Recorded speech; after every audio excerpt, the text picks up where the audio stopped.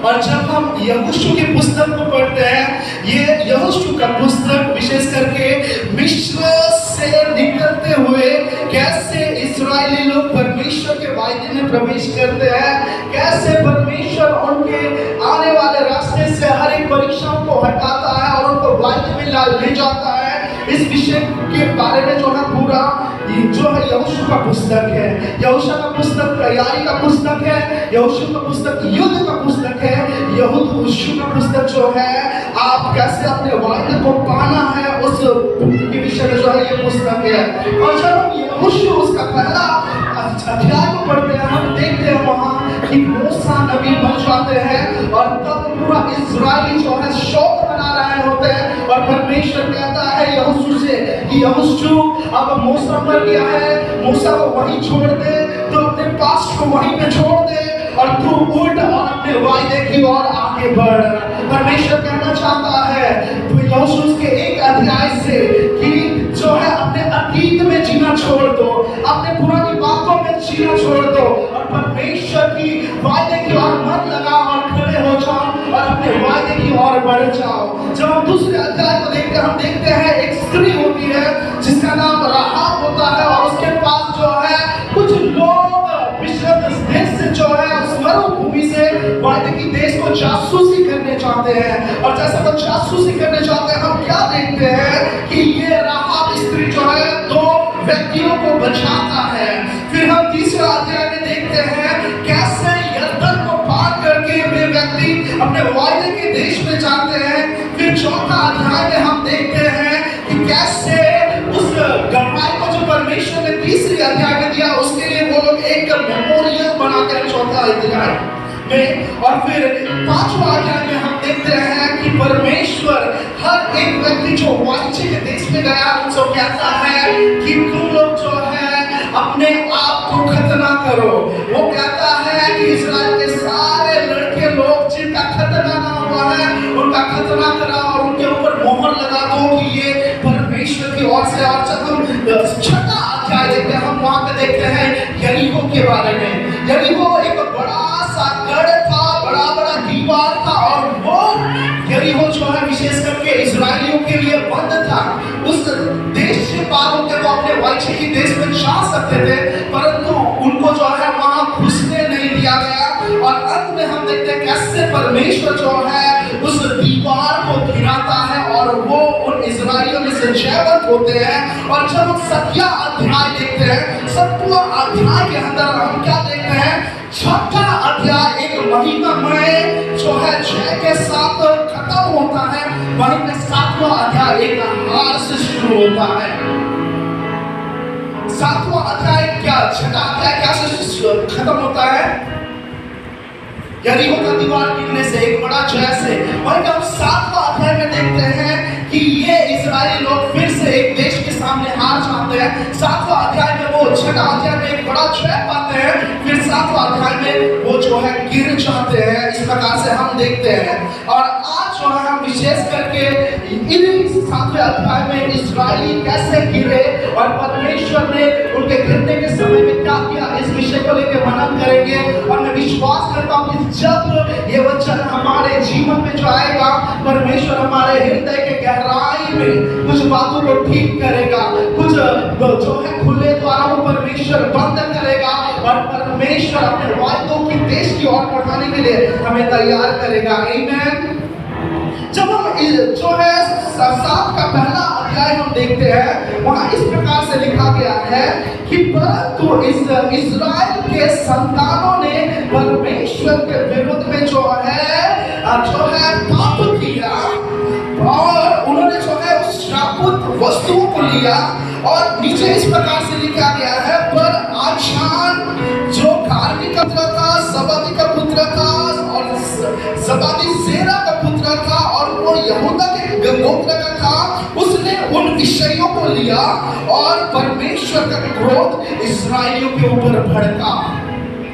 पहला बात मैं आपको बताना चाहता हूं सातवें अध्याय में कि एक व्यक्ति था, उस व्यक्ति का नाम था आचान। क्या था नाम? बोलिए एक दूसरे को, आचान। आचान ये जो नाम है, इस नाम का अर्थ है समस्या बनाने वाला। क्या बनाने वाला? अच्छा, जहां भी जाता है वो एक ही चीज के लिए जाना चाहता है कि ये आदमी क्या करता है? समस्या को लाता है। आमेन। आज के कलीसिया के अंदर कोई आचार है, कोई समस्या बनाने वाले हैं? अगर है तो परमेश्वर कहता है कि परमेश्वर जो है हर समस्या बनाने वाले को अब समाधान बनाने वालों में बदलने जा रहा है। आमीन। मेरे प्रियो, जब हम आचार के जीवन को देखते हैं, आचार एक समस्या बनाने वाला है।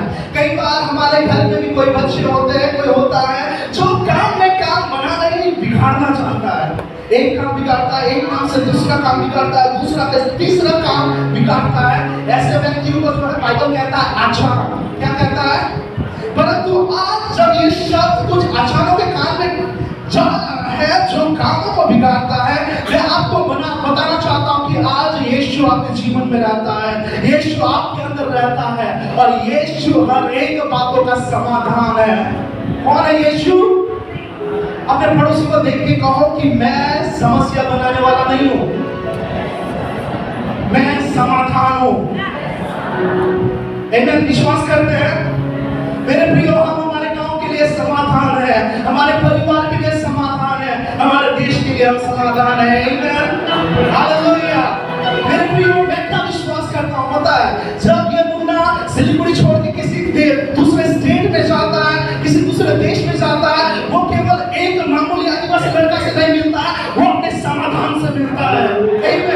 ये कॉन्फिडेंस आपके अंदर आपके जीवन के लिए होना है। आप जो है समस्या बनाने वाले नहीं, परंतु आप खुद में एक समाधान है। आप किसी के प्रार्थना का उत्तर है। आप किसी को जो है उसके बंधुआई से निकालने के लिए जो है परमेश्वर का एक प्रयोजन है। आमीन। जब हम यीशु के जीवन को देखते हैं, यीशु का जीवन बहुत ही ज्यादा बिखरा हुआ था। यीशु जो है एक षड्यंत्र से दूसरे षड्यंत्र में फंस रहा था। उसके भाइयों ने उसको बेच दिया और देखते हैं कि महामती वर्ग के घर में जब वो था, उसकी पत्नी ने जो है उसको रेप केस में फंसा दिया। वो जेल के अंदर था, परंतु एक दिन वो हर जगह जो है समस्या में था, परंतु एक दिन वहां के राजा ने एक सपना देखा और उस सपने का अर्थ कोई नहीं बता पाया। परंतु एक दिन जो है एक खोजी राजा के दरबार में था और जज से जो है वो सपना को बता रहा था। उस समय वो खोजी कहता है कि हो सकता है इस देश में आपके लिए कोई समाधान ना हो, परंतु एक यहूदी लड़का उस जेल के अंदर है, उसका नाम यूसुफ है, वो आपके लिए समाधान है। और जब यूसुफ को वहां से वो लाता है, यूसुफ उसके सपना का अर्थ बताता, और जैसे वो अपने सपना का अर्थ बताता है प्रियो, पूरा देश, पूरा दुनिया जो है आकाश से बसता है। आमीन। जब हम मूसा को देखते हैं, मूसा को लगा कि मैं जो है एक हत्यारा हूं, मैं एक तुच्छ हूं, उसको लगा कि मैं कुछ कर नहीं सकता। वो ऐसे अपने आप को देखता था, वो देखता था कि मैं समस्या बनाने वाला हूं, कोई मुझे जानते नहीं, कोई मुझे मानते नहीं है। परंतु जिस दिन वो जलता हुआ झाड़ी में गया, परमेश्वर कहता है कि हो सकता है तू अपने आप को समस्या के रूप से देखता है, हो सकता है कि तू अपने आप को जो है हत्यारा के रूप से देखता है, परंतु वो कहता है कि मैं तुझे इस्राएलियों का छुटकारा के रूप में देखता हूँ, मैं तुझे हजारों लोगों के लिए एक समाधान के रूप में देखता हूँ। आमीन। मेरे प्रियो, जैसे ये वचन आज आपके कानों में जा रहा होने पाए, कुछ यूसुफ हमारे कलीसिया में खड़ा होने पाए, कुछ मूसा हमारे कलीसिया में खड़ा होने पाए, जो देश राष्ट्र को जो है उसके लिए समाधान बनने पाए। हम देखते हैं ईस्टर के समय में हामान राजा जो है पूरे देश के लिए षड्यंत्र बना रहा था यहूदियों के लिए, पर उन षड्यंत्रों के बीच में एक महिला उठती है और वो जो है राजा के पास जाती है, राजा के साथ जो है विनती करती है, और उस राजा के कारण जो है, उस औरत के कारण जो है पूरा देश नाश होने से, पूरा कुल नाश होने से बच जाता है।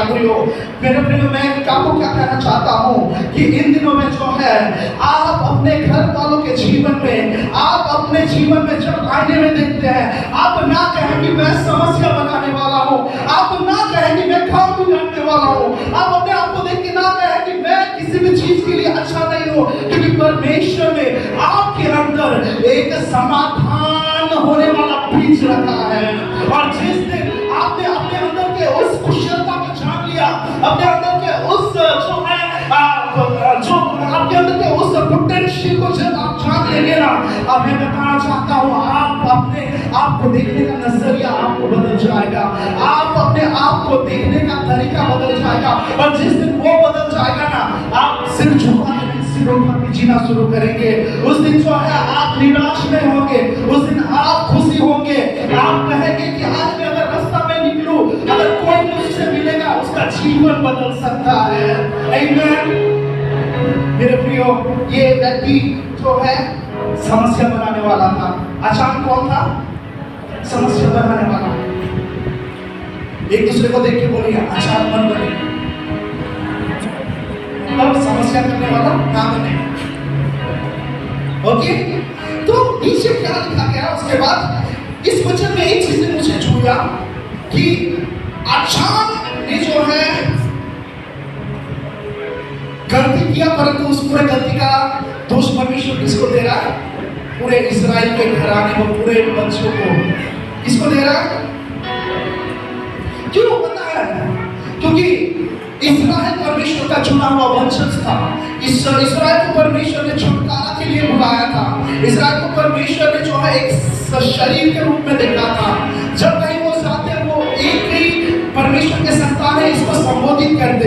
और जब हम यहोशू 6 को देखते हैं, यहोशू 6 के अंदर हम क्या पाते हैं कि ये व्यक्ति जो हमारा ये जो परमेश्वर है, वो यहोशू से कहता है कि तुम जब यरीहो को नाश करने जाओगे, उनका कोई भी सामान को तुमको क्या करना नहीं है, रखना नहीं है, सबको बर्बाद कर देना है। परंतु जब युद्ध के लिए गए, ये हामान, ये जो अचान नाम का व्यक्ति था, उसने चुपचाप से जो है कुछ सामान अपने पॉकेट में, अपना झोला में डाल दिया। और हम क्या देखते हैं, परमेश्वर विशेष करके यहाँ पे क्या करता है? परमेश्वर पूर्ण रीति से उन एक व्यक्ति का पाप को जो है पूरे इस्राएलियों के ऊपर थोप देता है, कहने का मतलब। और उसके बाद हम क्या देखते हैं? उस एक व्यक्ति के पाप के कारण पूरा इस्राएल जो है भयंकर रीति से जीत के आया था, परंतु इधर भी अभी हार रहा है। कहने का मतलब, कभी कभी एक व्यक्ति जब पाप में गिरता है, वो एक व्यक्ति के कारण जो है पूरा देश का आशीष रुक सकता है। उस व्यक्ति के पाप के कारण उसके परिवार का आशीष रुक सकता है। उस एक व्यक्ति के पाप के कारण जो है पूरे कलीसिया में जो है परमेश्वर का आशीष आना रुक सकता है। आमीन। और हम इस्राएली चर्च के लिए जो है ये हमारा बार अच्छा इस्राएली चर्च के लिए जो है वो व्यक्ति था जिसने जो है चर्च में प्रॉब्लम लाया, ना कि ब्लेसिंग्स को लाया। समझ में आ रहा है? अब एक दूसरे को फिर से बोले, हाथ मिला के बोले, कलीसिया के लिए अचानक ना बोले, मतलब कलीसिया के लिए समस्या का कारण ना बने। देखिए, हम क्या देखते हैं कि ये व्यक्ति, एक व्यक्ति के कारण जो है पूर्ण ये इस्राएली लोग जो है, परमेश्वर पूरे इस्राएलियों को दोष देता है। क्यों? क्योंकि वो एक युद्ध भूमि में थे, वो एक जो है क्या बोलते हैं, एक लड़ाई के अंदर थे। और उस लड़ाई का एक क्या होता है, लड़ाई का एक सिस्टम ये भी है कि जब एक आदमी युद्ध में जाता है, वो आदमी खुद को केवल ध्यान नहीं देना है, अपने दोस्त को भी ध्यान देना है, अपने भाई को भी ध्यान देना है कि वो युद्ध ठीक से लड़ तो नहीं रहा है, उसके इर्द गिर्द कोई आ तो नहीं रहा। वो एक दूसरे को सुरक्षा देने का काम करते हैं। परंतु जब यहाँ पे वो युद्ध लड़ने के लिए गए, यहाँ पे इस्राएलियों में से किसी ने अचान को नहीं देखा कि अचान क्या कर रहा था। समझ में आ रहा है? अचान क्या कर रहा था, पूरे इस्राएल में से किसी ने नहीं देखा। और क्योंकि अब ये एक जनरल वॉरफेयर में थे, एक प्रॉमिस में एक साथ घूम रहे हैं, अब परमेश्वर कहता है इस अचान से कि परमेश्वर कह रहा है कि इस्राएल से कि इस्राएल तुमने पाप किया है। कहने का मतलब, आज हम आत्मिक इस्राएल है कलीसिया के अंदर। अगर कोई बहन या भाई पाप में गिरता है तो उनको अघा करने का जिम्मेदारी हमारा है। आमीन। क्योंकि एक व्यक्ति के कारण उसके जीवन में जो होता है वो होगा, उसका परिणाम है, परंतु उसके कारण कलीसिया के अंदर भी प्रभाव आता है। सही बात है या गलत बात है? हाँ? तो कहने का मतलब क्या है कि जब हम एक युद्ध में हैं, अब युद्ध का मतलब ये नहीं कि तलवार पकड़ना, हर वो में जाना। आत्मिक जीवन में युद्ध क्या है? आराधना करना भी एक युद्ध है, वचन पढ़ना भी जो है युद्ध है, आप कहीं जाना भी युद्ध है, कलीसिया आना भी युद्ध है। और हम देखते हैं कि पूरा 5 अध्याय यहोशू के पुस्तक में वो लोग तैयारी में बिता रहे, युद्ध में आने से बिता रहे। आज हमें जो है पूर्ण रीति से ध्यान देना है इन विषयों को प्रियो, क्योंकि हमने एक कहावत सुना है कि एक सड़ा हुआ आलू को जब अच्छे आलू में डालो तो वो अच्छा आलू भी खराब आलू बन जाता है। सही है या गलत है? गलत बोलने वाला नाम था कोई नहीं, सब बुद्धिमान है। ओके, तो एक सड़ा हुआ आलू को अच्छे आलू में डालो तो वो अच्छा आलू भी जो है सड़ा हुआ आलू बन जाता है। कहने का मतलब वो अच्छा वाला आलू से हो सकता है आलू दम बन सकता है, वो अच्छा वाला आलू से फ्रेंच फ्राई बन सकता है, वो अच्छा वाला आलू को और पुराने दिनों को तो उसमें से हमको निकल के उसको रोको और भी आलू आ सकता है। परंतु उस आलू के अंदर एक सड़ा हुआ आलू का पता, जो आलू जो आशीष उस आलू के अंदर है, जो आलू दम उस आलू से बन रहा है, जो फ्रेंच फ्राई उस आलू से बन रहा है, जो आलू का भरता उस आलू से बन रहा है, कुछ भी नहीं होगा। एक का जीवन बर्बाद हुआ होगा, सबका जीवन भी बर्बाद होगा। समझ में आ रहा है? इसलिए पहली बात हमको इस बात पर ध्यान देना है कि एक व्यक्ति का पाप के कारण पूरे कलीसिया को, पूरे इजराइल को जो है परमेश्वर ने जो है अविश्वास योग्य कहा, उसको जो है कहा कि तुम लोग जो है पाप में गिर गए हो। कहने का मतलब परमेश्वर की निगाहों में एक व्यक्ति का पाप जो है, एक कलीसिया के अंदर एक व्यक्ति का पाप, कई बार परमेश्वर उसको इस रीति से देखता है, पूरे कलीसिया का पाप के रीति से देखता है। इसलिए जब हम गलती करते हैं तो परमेश्वर कहता है कि हमें सावधान रहना है, हमें एक दूसरे को चिल्लाना है, हमें एक दूसरे को जो है उठाने का कारण बनना है, एक दूसरे को गिराने का कारण बनना नहीं है। आमीन। उसके बाद नीचे जैसे हम देखते हैं, हम क्या देखते हैं दूसरे आयत में? हम देखते हैं कि यहोशू यरीको की ओर जा रहा है। जब यहोशू जो है यरीको से जो है वो वहां से आय की और उसने कुछ व्यक्तियों को भेजा और वो कहता है कि तुम लोग जाओ और उस देश को जो है जासूसी करो, और जो है कुछ व्यक्ति लोग जो है उस देश में जो है जासूसी करने के लिए चले गए।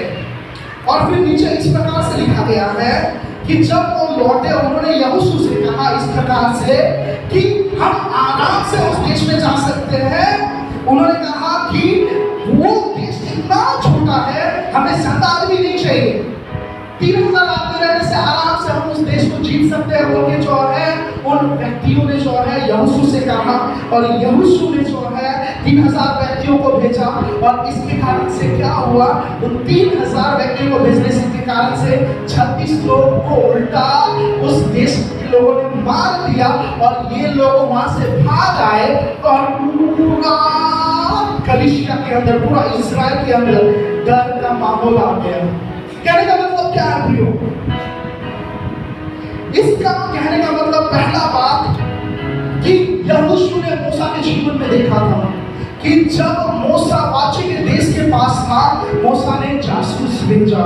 मूसा ने जो है 12 लोगों को भेजा और उनसे कहा कि तुम जाके जासूसी करो और उनसे पूछो कि ये देश कैसा है। मूसा को किसने कहा था? मूसा को किसने कहा था जासूसी करने के लिए? कनान को जासूसी करने के लिए मूसा को किसने कहा था? परमेश्वर ने कहा था। किसने? परंतु जब हम यहाँ पे देखते हैं, यहोशू को किसी ने नहीं कहा है। यहोशू को किसी ने नहीं कहा है। यहोशू खुद कहता है कि कुछ लोगों को तुम लोग जाओ जासूसी करो और आओ। कहने का मतलब मूसा के अंदर जो है, यहोशू के अंदर एक सिस्टम था। यहोशू इस बात को कहना चाहता था कि परमेश्वर का कार्य करने का पैटर्न जैसे उसने मूसा के समय में काम करता है, वही सिस्टम परमेश्वर का है। और इसीलिए इस बार भी जो है बिना परमेश्वर कुछ बोले वो जासूसों को भेजता है। कहने का मतलब मूसा के यहोशू के मन में यह था कि ये परमेश्वर का सिस्टम है, जासूस भेजना, देखेंगे वो लोग, फिर आएंगे और आने के बाद में हम कब्जा करने चाहेंगे।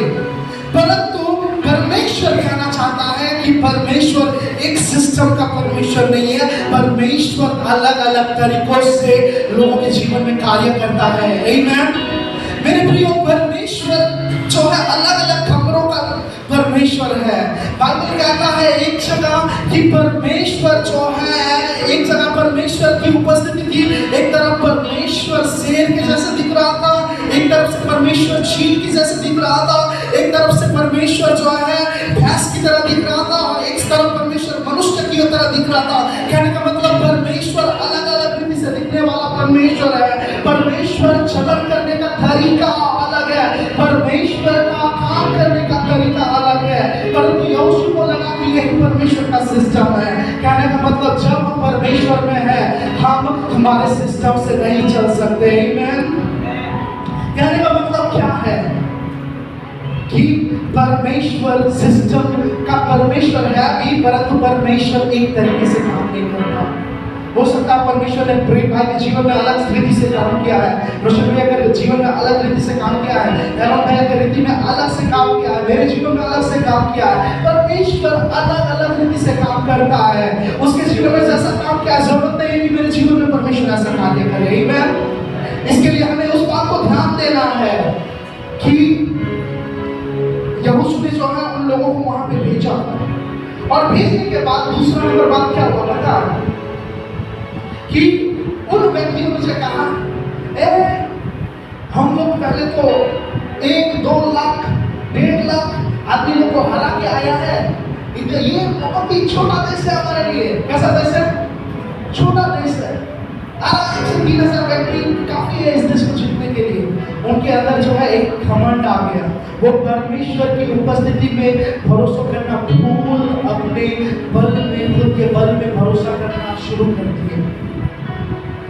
और परमेश्वर कहता है कि जब वो वहां पे गए, वे सब हार के आए। क्या करके आए? हार के आए। वो सब गिर के आए, वो सब टूट के आए। परमेश्वर के अनुग्रह, परमेश्वर इन दिनों में मुझको कुछ दासों के साथ नेटवर्क दे रहा है, और एक परमेश्वर के नबी हैं जिनके साथ परमेश्वर ने एक कनेक्शन दिया है छोटा सा। तो वो प्रभु का दास का मैं एक गवाही बताना चाहता हूँ। एक भविष्यद्वक्ता है जिनको परमेश्वर बहुत ही अद्भुत रीति से देशों देशों में चला रहे हैं। 2022 में वो बैंगलोर गए थे प्रचार करने, और बैंगलोर में कांग्रेस के कुछ लीडर लोग आए उनसे प्रार्थना मांगने के लिए। क्या मांगने के लिए? और उन दिनों में जो है बीजेपी वहां पे जीतता था और कांग्रेस हारता था, और लगभग 2013 के बाद 2022 तक वहां पे केवल बीजेपी जो है कर्नाटक में जीता है। और उसके बाद इस देश के जितने भी मंत्रीगण थे कांग्रेस के, वे सब इस भविष्यद्वक्ता के पास आए और उस भविष्यद्वक्ता से कहे कि प्रभु के दास, क्या आप हमारे पार्टी के लिए प्रार्थना कर सकते हैं? तो उस परमेश्वर के दास ने जो है उस पार्टी के लिए प्रार्थना किया, और प्रार्थना करते करते परमेश्वर के आत्मा ने बोला कि तुम जो है 130 सीट से ज्यादा पाके इस बार कर्नाटक में जीतोगे। और उन्होंने एक तारीख भी बताया, उतने तारीख 19 सीट से जो है कांग्रेस वहां पे जीत गया। क्या हुआ? और उसके बाद पूरा कांग्रेस जान गया कि ये भविष्यद्वक्ता क्या है, ये क्या कर सकते हैं, इनका बोलना कैसा है। और उन दिनों से जो है वो जो है परमेश्वर के ऊपर समर्पित हो गए, और कुछ पॉलिटिशियंस ने जो है बपतिस्मा तक लिया। उसके बाद कुछ MP MLA लोगों ने बपतिस्मा तक लिया। और उसके बाद क्या हुआ, उसके कुछ महीनों पश्चात छत्तीसगढ़ में एक वो था, रैली था, वहां पे एक पॉलिटिकल वो था, वोटिंग वोट था। और उसके दौरान उस भविष्यद्वक्ता ने जो है वो कांग्रेस के दल कोई भी उनके पास नहीं आए प्रार्थना कराने के लिए, कोई भी उनसे कुछ सलाह देने के लिए नहीं आए। और उस भविष्यद्वक्ता ने फिर फोन करके पूछा उस दास को और उन MLAs को, और कहा कि क्या है इस बात को आप लोग मुझको याद ही नहीं कर रहे हो बोल के, क्या आप लोगों को और के लिए प्रार्थना नहीं चाहिए? तो उस छत्तीसगढ़ में बार बार कांग्रेस जीत रहा था, और वो कहा कि हमको यहाँ पे आपका जरूरत नहीं है। क्या बोला भविष्यद्वक्ता को? यहाँ आपका जरूरत नहीं है। सीधा ऐसा एक शब्द चलाया, और उस भविष्यद्वक्ता ने बोला कि तुमने तुमने ऐसा शब्द उच्चारण किया, इस बार छत्तीसगढ़ में क्या होगा तो देख लेना। पता है उनको लगा था भारी सीट से जीतेंगे, भारी सीट से वो लोग हारे। कहने का मतलब जहाँ पे उनको कॉन्फिडेंस नहीं था परमेश्वर की उपस्थिति में जिताया, परंतु जहाँ पे उनको कॉन्फिडेंस था परमेश्वर को उन्होंने खोजा नहीं, परमेश्वर ने उनको ऐसा गिराया भी। कहने का मतलब हमको उठाने वाला या फिर हमको स्थिर करने वाला कोई व्यक्ति नहीं है, हमको स्थिर करने वाला परमेश्वर है। आमीन। इसीलिए हमें परमेश्वर के उपस्थिति का खोजी करना है। आमीन। उस पाप के अंदर पाप था और उस पाप के कारण जो है क्या हुआ, हम देखते हैं कि पूरा परमेश्वर का उपस्थिति वहां से चला गया। और आखिर में जब यहोशू अपने घुटने को टेका है, प्रार्थना कर रहा है, परमेश्वर उससे क्या कहता है पता है कि यहोशू इस बार जो है यहोशू पूरा इमोशनल कर रहा है परमेश्वर, प्रभु अगर हमको हटाना ही था तो क्यों उतना दुख से आए, एक दिन का उपवास करके कहता है। तो परमेश्वर उससे कहता है कि प्रार्थना करना छोड़, उपवास करना छोड़, और जो समस्या तेरे कैंप के अंदर हुआ है, उसको तेरे पाल के अंदर हुआ है, उससे तू जाके डील कर। क्या कर? डील कर। कहने का मतलब कुछ विषयों में ना प्रार्थना कम नहीं आता, कुछ विषयों में जो है जब काम बिगड़ता है ना उपवास कम नहीं आता, क्योंकि कुछ विषयों में जो है परमेश्वर चाहता है कि हम डील करना सीखे, उस पाप के साथ व्यवहार करना सीखे, उस पाप को जो है हम कैसे समाधान करना है उसको करना सीखे। टाइम कम है इसलिए मैं जल्द बता रहा हूँ कि एक्सप्लेन करने के लिए बहुत है। मैं फिर नीचे जैसे हम देखते हैं ना वहाँ पे हम क्या देख पाते हैं, फिर यहोशू उठता है, उठने के बाद यहोशू इस्राएलियों को कहता है कि तू अपने आप को पवित्र कर। क्या कर? पवित्र कर। पहले 5 अध्याय उन्होंने पवित्र किया अपने आप को, तब जाके एक युद्ध उन्होंने जीता। अभी फिर से पाप किया तो परमेश्वर कहता है कि तू अपने आप को पवित्र कर। कहने का मतलब पवित्रता हमारे जीवन में हमें युद्ध जीतने में जो है अनुग्रह करता है। आमीन। और फिर जैसे हम नीचे जाते हैं, हम नीचे जाते हुए क्या देखते हैं कि परमेश्वर कहता है कल हम जिसने समस्या किया हम उसको निकालेंगे बोल के। और फिर सारे इस्राएली लोग अपने आप को पवित्र करते हैं और फिर परमेश्वर कहता है सबको कुल अलग कर। इस्राएल के 12 कुल अलग अलग किए और 12 गोत्र से परमेश्वर 12 गोत्र को पहले 12 गोत्र में से परमेश्वर ने कहा यहूदा का गोत्र है जहां से ये पाप हुआ है। फिर यहूदा के गोत्र से फिर परमेश्वर क्या कहता है कि जेरा का कुल में पाप हुआ है। फिर जेरा का कुल में पाप हुआ है कहते कहते फिर परमेश्वर कहता है कि जिम्री के परिवार से पाप हुआ है। फिर आगे जाके परमेश्वर कहता है कि कामरी के घर से पाप हुआ है। फिर पाप किसने किया? कामरी ने नहीं, कामरी के बेटे ने, जिसका नाम क्या था? आचान था। कहने का मतलब परमेश्वर हमारे सब गुप्त के पापों को जानता है। प्रियो, हो सकता है कि हम इंसानों को जो है छका सकते हैं, हम इंसान को जो है स्केप कर सकते हैं, परंतु परमेश्वर के सामने हम लोग पूर्ण रीति से नंगे हैं। हम बाहर से क्या है, अंदर से क्या है, परमेश्वर जानता है। प्रियो, और इसीलिए हम क्या देखते हैं कि आचान को जो है उस कुल में से अलग किया गया। कहने का मतलब पाप करने वाले को अलग किया गया। कहने का मतलब एक पाप ने जो है सबके आत्मिक उन्नति को रोक दिया। और यहाँ पे जब आचान से पूछा जाता है कि तुम्हारा पाप क्या है, तो आचान कहता है कि बेबीलोन के वस्त्र, और मैंने बेबीलोन के वस्त्र को देखा। एक बार उस वचन को पढ़ दीजिएगा, बहुत ही सुंदर वचन है। ये वचन को पढ़ के हम आरंभ करेंगे, ज़्यादा लंबा समय नहीं होगा, ये वचन पढ़ के आरंभ करेंगे। पढ़ दीजिएगा 21वां आयत उसी का। जब मुझे लूट की सिनार देश का एक सुंदर ओढ़ना और 200 शेकेल चांदी और 50 शेकेल सोने की एक ईंट देख पड़ी, तब सबसे पहले क्या ईंट देख पड़ी? बोलिए क्या क्या पड़ी? देख पड़ी। देख पड़ी मतलब सबसे पहले आचान ने क्या किया? देखा। क्या किया? ओके, पढ़िए आगे। तब मैंने उनका लालच करके दूसरा नंबर, पहले देखा, फिर उसके बाद क्या आया उसके मन में? लालच आया। उसके बाद तीसरा, पढ़िए आगे। उन्हें रख लिया। उनको रख लिया। पहला नंबर बात क्या किया उसने? देखा। दूसरा नंबर बात क्या हुआ? मन में लालच आया। तीसरा नंबर बात, उसने लालच को नहीं समाया और उसने उन बातों को क्या किया? रख लिया। और चौथा नंबर बात, आगे पढ़िए। वे मेरे डेरे के भीतर भूमि में गड़े हैं। वो मेरे डेरे के भीतर भूमि है, गड़े हैं। इंग्लिश में अच्छा रीति से कहता है, When I saw among the spoils a beautiful Babylon garment, मैंने देखा, उसके बाद नीचे लिखा गया है, I coveted them, मैंने उनका अभिलाषा रखा, मैंने उसका लालच रखा। फिर उसने आगे कहता है, and took them, और मैंने उनको लिया। और उसके बाद आगे में कहता, मैंने उनको I hidden, they and hidden, कहने का मतलब मैंने छिपा लिया।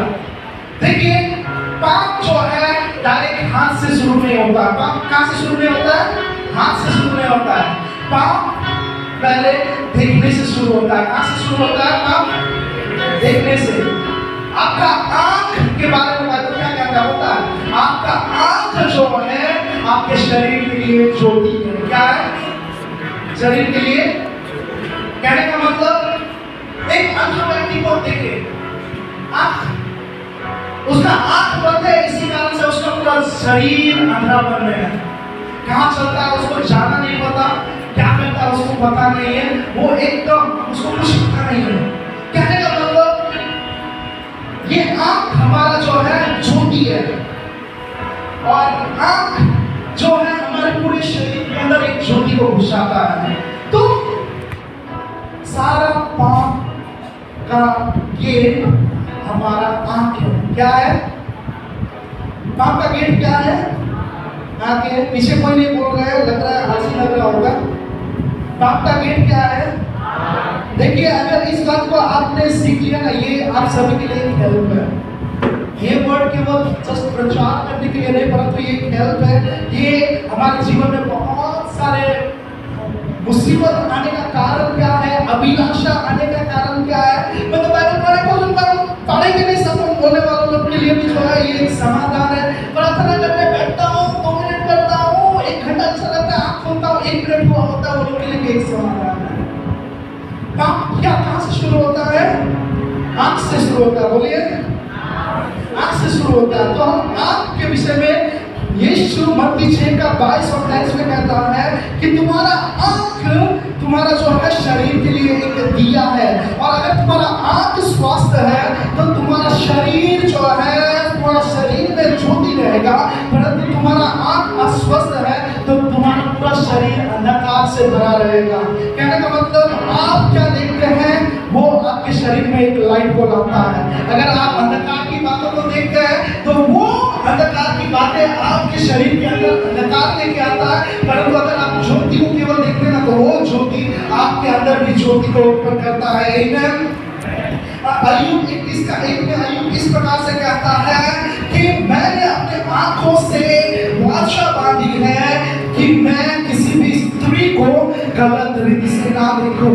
कहने का मतलब, अय्यूब एक धर्मी व्यक्ति, वो जानता है कि हर एक बात का शुरू मेरा आंख है, और वो कहता है कि मैंने अपने आंखों से वाचा बांधा है, मैंने अपने आंखों को वायदा दिया है, मैंने अपने आंखों को कहा है कि ये आंख गलत चीजों को तू नहीं देखेगा, गलत चीजों में तेरा ध्यान नहीं जाएगा, केवल परमेश्वर और परमेश्वर की बातों में तू मनन करेगा। और फिर भजन 101 उसका 3 में दाऊद इस प्रकार से कहता है कि मैंने अपने आप को किसी भी फालतू बातों से दूर रखा है। किन बातों से? मैं इंग्लिश के वर्जन से डायरेक्ट ट्रांसलेट करके आपके लिए पढ़ रहा हूँ, हो सकता है हिंदी अनुवाद ऐसा ना हो। I will not set before my eyes anything that is worthless। कोई भी चीज जो कीमती नहीं है, जो मेरे जीवन के लिए फायदे का नहीं है, दाऊद कहता मैं उनको अपने आंखों के सामने ना रखूंगा। कहाँ नहीं रखूंगा? क्योंकि हमारा आंख क्या है? हमारा आंख एक गेट है। क्या है हमारा आंख? गेट है। इसीलिए रात को सोने से पहले हमको फिल्म देखना नहीं है, सीरियल देख के सोना नहीं है। क्यों पता है? फिर सुबह उठ के क्या बोलोगे कि ए मैं तो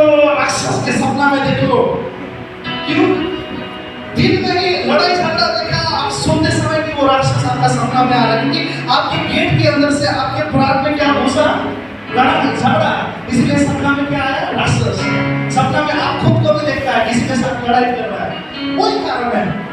इसीलिए सोने से पहले अपने मन को खाली रखना है, वचन से भरना है। जब वचन को रखते हैं तो वचन के द्वारा ही परमेश्वर आपके जीवन में भक्ति करना शुरू करेगा। ऐसा परमेश्वर सपनों से काम करता है। ओके, उसके बाद नेक्स्ट चीज कि उसने पहले क्या किया? देखा।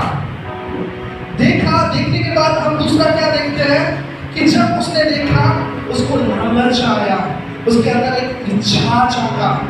और जब उसने उसके अंदर इच्छा जागा, उसको जिस चीज का लालच था उसने उस चीज को ले लिया और बाद में लेने के बाद उसको छिपा डाला। पाप देखने से शुरू होता है।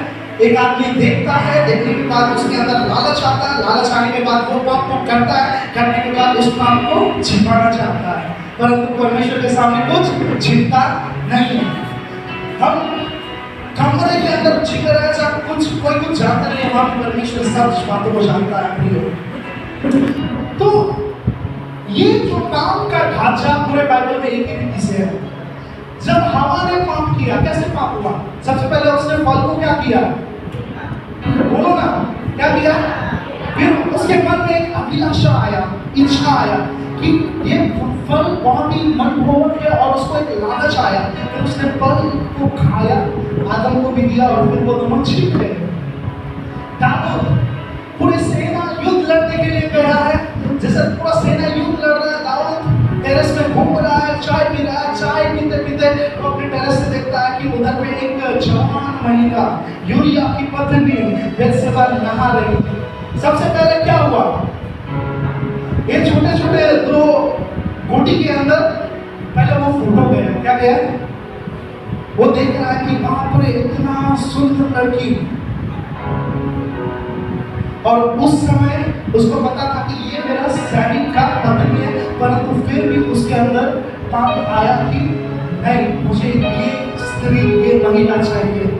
उसके अंदर इच्छा आया। फिर उसने उसको बुलाया। बुलाने के बाद उसने उसके साथ व्यभिचार किया। व्यभिचार करने के बाद उसने उस पाप को ढांकना चाहा और इतना तक ढांकना चाहा कि वहां पे क्या हुआ? उसने अपने उसके पति तक को मरवा डाला। तो अगली बार अपने आप को बचा के रखें। क्या देखते हैं? क्या आपके सोशल मीडिया में ऐसे करते करते क्या आता है? कुछ गलत आता तो उसको झट से हटा दें, क्योंकि अगर आप उसको 2 सेकंड भी देंगे ना, वो आपके जीवन में काम करना शुरू करेगा और वो आपको फिर से उसी चीज में गिराएगा। तो इस व्यक्ति ने पाप किया, इस व्यक्ति ने पाप करा और उसने सोचा कि इस पाप को कोई नहीं जानेगा, परंतु परमेश्वर ने जाना। और वहां पे लिखा गया है 2 पापों के बारे में। विशेष करके सबसे पहला पाप उसने क्या कहा कि मुझे बेबीलोन का सुंदर कपड़ा बहुत ही ज्यादा अच्छा लगा। और नए नियम में जब हम देखते हैं, बेबीलोन संसार को दर्शाता है, संसार की सुंदरता, संसार के अभिलाषा में जो है उसका आंख चला गया और उसने संसार के अभिलाषों को रखा। और दूसरा में जो है उसने चांदी और सोना रखा, मतलब पैसा से प्रेम। क्या से? पैसा से प्रेम। कहने का मतलब बाइबल ये नहीं कह रहा कि पैसा खराब है, पैसा अच्छा है, परंतु पैसा से प्रेम करना से खराब है। क्या है? आपको जानना है कि पैसा जो है परमेश्वर से बड़ा नहीं है, तब जाके आप पैसा से प्रेम नहीं करोगे। तो और पैसा आना जाना आपके लिए वेरी इजी हो जाएगा। तो अब इस चीज में भी एक उदाहरण देना चाहूंगा कि परमेश्वर के दास लोग कैसे होते हैं। पिछले बार जब मैं केरला गया, परमेश्वर के अनुग्रह जिस भविष्यवक्ता के बारे में मैं बात कर रहा था, उन्होंने रिसेंटली 8 करोड़ का घर बनाया और परमेश्वर ने उस घर में मेरे को जाकर उनके साथ 3 दिन रहने का मौका दिया। और जब 3 दिन में था, वहाँ पे वो अपना एक गवाही बता रहे थे कि किस प्रकार से उनको उनका घर मिला। तो केरला में एक पास्टर है और उन पास्टर का जो है राजमहल जैसा घर है। कैसा? और हम लोग बचपन से क्रिश्चियनिटी में क्या सुने हैं कि ये जो धनिया है वो परमेश्वर का राज्य में ढुकी नहीं। ये सुन के हम लोग कई बार जो है पैसा कोई कोई पापी बना देता है क्या? परंतु उनके साथ ये बोलते हैं इतना बड़ा घर है, परमेश्वर के जीवन में जो है बहुत सब खुल ये लग जाएगा नहीं क्या? परंतु वो आदमी का चर्च में अभी 15 साल से ज्यादा विश्वास नहीं है, तो ऐसा परमेश्वर उनको चला रहा है। तो इन भविष्यवक्ता ने भी उनके विरुद्ध में कुछ कहा, और फिर एक दिन परमेश्वर ने कहा उनसे कि तुम इनके विरुद्ध में उल्टा पुल्टा ना बोलो, और जो तुमने बोला है जाके उसको क्षमा मांगो। और फिर वो क्षमा मांगने के लिए गया, और परमेश्वर ने उनसे कहा कि तुम कुछ गिफ्ट लेके जाओ। फिर वो दुकान गए और 1 लाख का उन्होंने कीबोर्ड खरीदा, और उस कीबोर्ड को खरीद के वो उनके पास गए और कहा प्रभु के दास, मैंने आपके साथ बुरा बोला, मैंने आपको आपके जब और आपको बुरा बोल रहा था, आपको जो है सारे लोग ऐसा वैसा बोल रहे थे, मैं ही था बोलने वाला, परंतु परमेश्वर ने कहा कि जो तुम उसकी विरुद्ध में बोल रहे हो ये गलत है, क्या आप उसे क्षमा करोगे? उन्होंने कहा मैं क्षमा करता हूँ। और जैसे उन्होंने कहा मैं क्षमा करता हूँ, दूसरी बात उन्होंने कहा अगर आप मुझे क्षमा करते हो तो मैंने आपके लिए गिफ्ट है, आपको उसको देना है। और उसने 1 लाख का कीबोर्ड उनको दिया, और वो कीबोर्ड जो है उनको उनके पास उन्होंने दे दिया। और लेने के बाद उस प्रभु के दास ने उनके लिए प्रार्थना किया और कहा प्रभु आने वाला दिन में मेरा जैसा एक सुंदर घर उनके पास आने पाए, और बहुत सारा चीज उनको बोला। और ये करने के बाद में 1 महीने के बाद में ये पास्टर, ये भविष्यवक्ता अपने घर में बैठे हुए थे एक दिन, और अचानक से उनके घर में एक पार्सल आता है, और पार्सल छोटा सा पार्सल नहीं था, जो कीबोर्ड का साइज था ना, वो कीबोर्ड के साइज का डबल बड़ा पार्सल था। और 4-5 लोग जो है उस पार्सल को उठा के उनके दरवाजे पर पहुंचाने आए, और उस पार्सल के अंदर क्या था पता है? 40 लाख का पियानो था। कितना लाख का पियानो था? 40 लाख का पियानो था। कहने का मतलब जो आदमी पैसा से प्यार करता ना, वो अपना मुट्ठी कभी खोल नहीं सकता। उसके लिए 5 रुपए भी परमेश्वर के लिए देना ना 1 करोड़ देने जैसा लग रहा है, परंतु जो पैसे को ध्यान नहीं करता ना, वो हजार ऐसे ही परमेश्वर के राज्य में निछावर कर सकता है। और जब परमेश्वर के राज्य में देने का बात आता है, एक सिद्धांत है, उसने मन से उसको 1 लाख का कीबोर्ड दिया, परमेश्वर ने उसी के द्वारा उसको 39 लाख ज्यादा जोड़ के जो एक पियानो गिफ्ट कराया। हालेलुया! ऐसा परमेश्वर का सिद्धांत है, जो परमेश्वर के लिए मन से करता है, परमेश्वर कभी भी उसको वो नहीं बनाता है, उसको कर्ज नहीं बनाता है। तो हम क्या देखते हैं आखिर में, ये 2 पापों में वो गिरा, और फिर अचानक उसके पूरे परिवार को जो है दंड दिया गया, उनको जला दिया गया, और फिर उनको पत्थर में से वो कर दिया गया। कहने का मतलब परमेश्वर क्रूर परमेश्वर है ये नहीं, परंतु जब परमेश्वर एक एक करके नाम ले रहा था, यहूदा गोत्र, इसका कुल, ये घराना में, परमेश्वर उसको मौका दे रहा था कि वो आगे आके अपना पाप को खुद स्वीकार करे। और जब हम बड़े से बड़े पाप भी करते हैं, परंतु परमेश्वर के सामने मन फिरा देना प्रियो, परमेश्वर हमारे पापों को धोने के लिए सक्षम है। और जब वो यीशु का लहू हमारे पापों के ऊपर आता है ना, यीशु हमें न्याय में आने नहीं देता, परंतु जिनके पाप धोए गए नहीं है वो न्याय में आते हैं, उनका न्याय आग के कुंड से होता है। हालेलुया! और आखिरकार उस एक व्यक्ति के कारण जो है वो पहाड़, जिस पहाड़ का नाम आचोर का पहाड़ था, वो पहाड़ जो है आचोर का पहाड़ बन गया। कहने का मतलब समस्या का पहाड़, क्योंकि एक व्यक्ति के चलते बहुत सारे लोगों को समस्या झेलना पड़ा। और परंतु जब उस व्यक्ति को दंड किया गया, और उसके कई सालों बाद मूसी की पुस्तक इस प्रकार से एक जगह में कहता है कि इस आचोर के पर्वत को जो है मैं आशा का पर्वत बनाऊंगा। आमीन। देखिए, उस पाप से अगर मन फिराने के लिए तैयार है ना, परमेश्वर जो है उन जगहों में जो है बातों को बदलने के लिए सक्षम है। कहने का मतलब छिपे हुए पाप कभी कभी एक पब्लिक कॉन्सिक्वेंसेस को लाता है, एक खुले में जो है सबके लिए ब्लॉकेज को लाता है। और आपके जीवन में जो है कोई भी जय होता है ना, जय हमारे षड्यंत्र, हमारे रणनीति से नहीं होता, परंतु हर एक जय जो है आज्ञाकारिता से आता है। आमीन। उसके बाद परमेश्वर पवित्रता को आपके उन्नति से ज्यादा ध्यान देता है। और अगर हम पाप को स्वीकार करने में देरी करेंगे तो उसका परिणाम दंड आएगा। और पाप जो है, पाप का एक ढांचा है। उस ढांचे को आप जाने, आंख से शुरू होता है और हाथ में आप प्रकट होता है।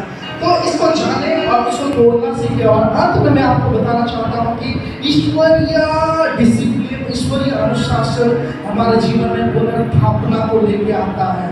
आइए हम सब अपने पैरों पे खड़े हो जाएं। उस समय मैं आराधना टीम को आगे बुलाना चाहूँगा। हम ज़्यादा नहीं 5 मिनट परमेश्वर की आराधना करेंगे। मेरे प्रियो, अगर परमेश्वर ने इस वचन को भेजा है तो परमेश्वर निश्चय ही कुछ चीजों को हमारे जीवन से तोड़ना चाहता है। प्रियो, आज के इस समय मैं आपको आज के इस समय बताना चाहता हूँ कि ये वचन जो है, पूरे हफ्ते में बाहर एक बिजी था और पूरा कल रात भर में युद्ध करके इस वचन को आपके सामने लाया हूँ। रात को मैं 4 बजे तक नहीं सोया और मैं वचन मन कर करके परमेश्वर क्या कहना चाहते हैं मैं ढूंढ के आपके पास लाया हूँ। और ये आज परमेश्वर का वायदा हम सभी के लिए है कि आकर हम अपने आप को शुद्ध करें, मन फिराएं, तो परमेश्वर जो है हर एक श्राप आने की जगह को भी एक आशा का द्वार बना सकते हैं। आइए हम सब अपने आंखों को बंद करें, उस समय हम आराधना करें, उस समय हम परमेश्वर को धन्यवाद करें। और अगर कोई ऐसा पाप हमने हमारे जीवन में किया है, हमारे बोलने से, हमारे देखने से, कहीं गिरने से, कई बार हमको लगता है कि कुछ पाप हमारे जीवन में इस प्रकार के हैं जो पाप से हमें कोई निकल नहीं सकता। कई बार हम ऐसे पापों में पड़ते हैं जो पाप में हम जब गिरते हैं ना, वो पाप जो है हमारे हृदय को कठोर बना देता है। और उस कठोरता के कारण हम जो है परमेश्वर की उपस्थिति को सेंस नहीं कर पाते हैं। हमको लगता है कि परमेश्वर से हम बहुत ही ज्यादा दूर है। परंतु परमेश्वर आज रिस्टोर करना चाहता है, परमेश्वर पुनर्स्थापना करना चाहता है, परमेश्वर आज तेरे घर के, तेरे जीवन की अवस्था को बदलना चाहता है। आइए उस समय परमेश्वर को धन्यवाद दे, कुछ आवाजों में परमेश्वर को ऊंचा करे। सारे विश्वासी लोग अपने मुंह को खोल के उस परमेश्वर को धन्यवाद करे, धन्यवाद करे, धन्यवाद करे। इस वचन को आत्मा में स्वीकार करे, आत्मा में रिसीव करे। और अगर इस वचन को आपने रिसीव किया, आपके गिरने वाले जवाब में परमेश्वर आपको जयवंत बनाएगा। आप समस्या करने वाले, आपको लगता है कि आप समस्या करने वाले हैं, तो परमेश्वर उस समस्या करने वाले जो है आइडेंटिटी से आपको एक सॉल्यूशन का आइडेंटिटी देगा। आप एक हार नहीं है, आप विजय हैं। और हमारा टीम रिवाइवल जनरेशन जहाँ कहीं भी जाता है, हम एक बात को कहते हैं कि तेरा गिरना हजारों का गिरना है, तो जब तू उठेगा तेरे कारण हजारों लोग उठेंगे। अगर आज आप उठते हैं, आपके कारण हजारों लोग उठ सकते हैं, आपके कारण हजारों लोग प्रभु को जान सकते हैं। आप परमेश्वर के कार्य में अड़चन लाने वाला व्यक्ति नहीं बनना है, आप गवाही खराब करने वाला व्यक्ति नहीं बनना है, परंतु आप परमेश्वर के सामर्थ को प्रकट करने वाला व्यक्ति बनना है। जब व्यक्ति आपको देखे, वो व्यक्ति जाने आपको देखे कि जब आपसे मिल रहा उनको लग रहा है कि मैं यीशु से मिल रहा हूँ। जब आपसे मिल रहा है उनको लग रहा है कि मैं अपने जीवन से मिल रहा हूँ। ओम रबना शंदरा वाला रीला खतरा वाला यीशु we worship you। आइए प्रार्थना करें, आराधना करें, उस समय आराधना करें, हम समय को ना देखें, क्योंकि इस कमरे के अंदर आज परमेश्वर के स्वर्गदूत एक छुटकारे का अभिषेक लेकर आए खड़े हैं। आज कुछ विषय में जहाँ पे आप गिर रहे हैं, कुछ विषय में जहाँ पे परिवार गिर रहा है, कुछ विषय में जहाँ आपके कारण पूरा कलीसिया गिर रहा है, आज परमेश्वर का हाथ तेरे जीवन में आएगा तो तू अपने परिवार, अपने घराने, अपने देश, अपने कलीसिया के लिए आशीष का कारण बन जाएगा। याहवे राफा एलोही शाद्रा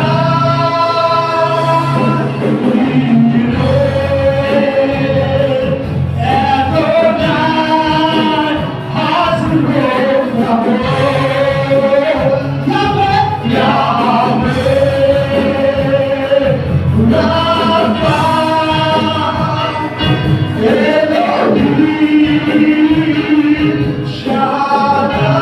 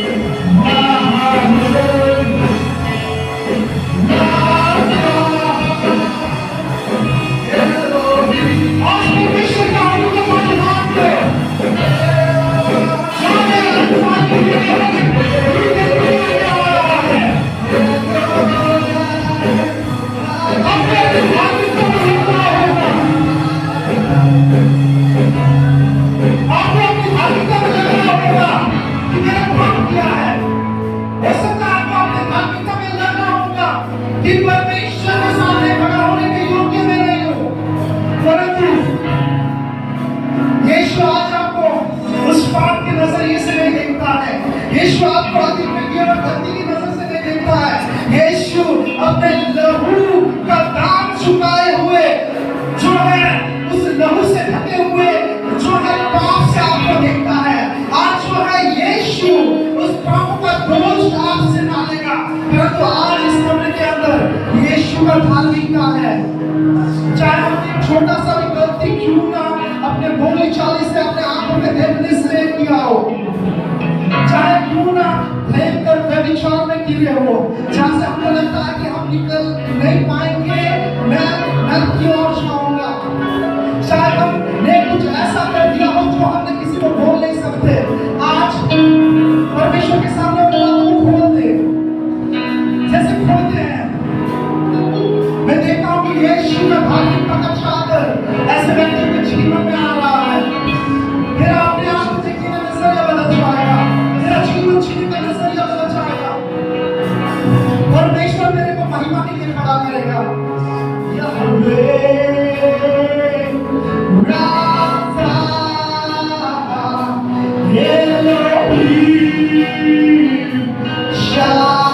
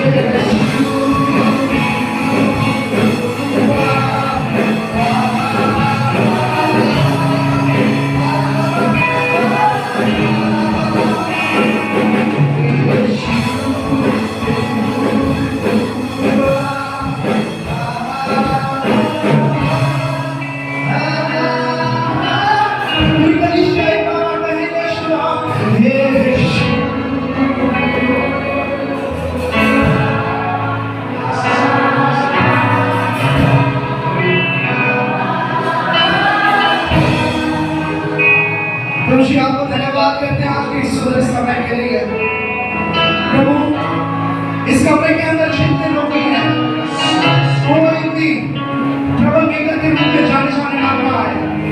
प्रभु जितने भी लोग आज तक अपने परिवार के लिए, अपने घराने के लिए, कनिष्ठा के लिए समस्या बनाने का कारण है प्रभु आज उन व्यक्तियों को देखने का नजरिया आप बदलते परमेश्वर पिता।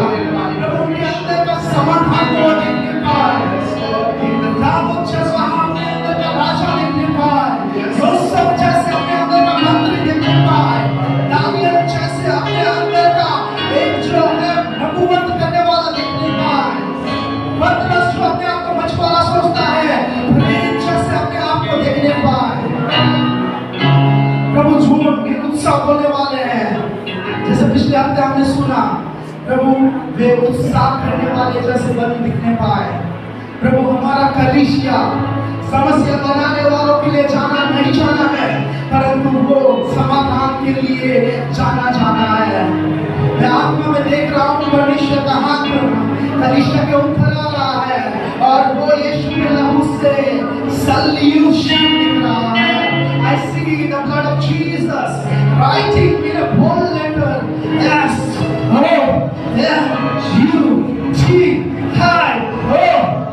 solution, समाधान